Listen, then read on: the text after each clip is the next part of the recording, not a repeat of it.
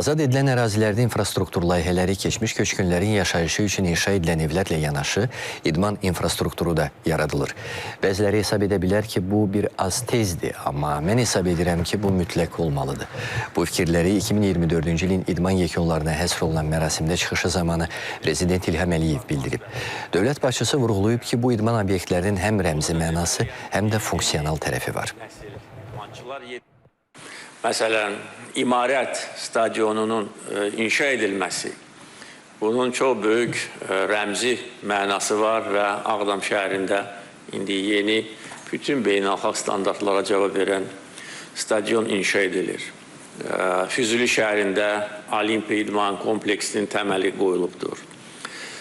Suqovuşan və Köndələn çay su anbarlarında artıq beynəlxalq avar çəkmə yarışları keçirilir. Şuşa şəhərində bir neçə idman yarışı keçirilmişdir.